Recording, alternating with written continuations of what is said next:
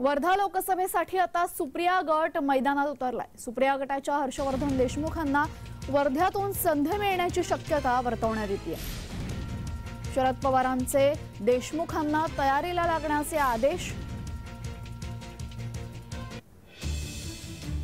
वर्धा लोकसभेसाठी यावेळेस देशमुख यांना मैदान मिळण्याची शक्यता वर्तवण्यात येते। शरद पवार यांनी त्यांना तयारीला लागण्याचे आदेशही दिलेल्याचं समजतंय।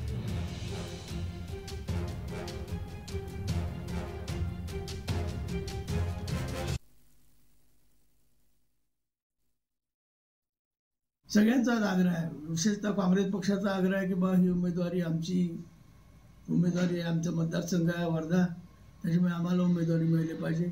राष्ट्रवादीची मागणी आहे, म्हणजे आमची सगळ्यांची मागणी आहे की पक्ष मजबूत जर करायचा असेल तर तुम्ही राष्ट्रवादीला ही उमेदवारी दिली पाहिजे। असे 2-3 नावं साधारणतः चर्चेमध्ये आहे।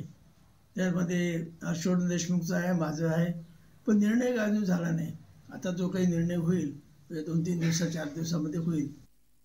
काँग्रेस कार्यकर्त्याचा काही ही सीट आम्हालाच मिळाली पाहिजे, पण जर कदाचित नाही मिळाली कुठं कोणत्या यानं तरी आम्ही यावेळेस इंडिया आघाडी म्हणून लढणार आहे। आणि आमचं एकच ध्येय आहे का या मोदी सरकारला पराभूत करणे आणि देशाचं संविधान वाचवणे।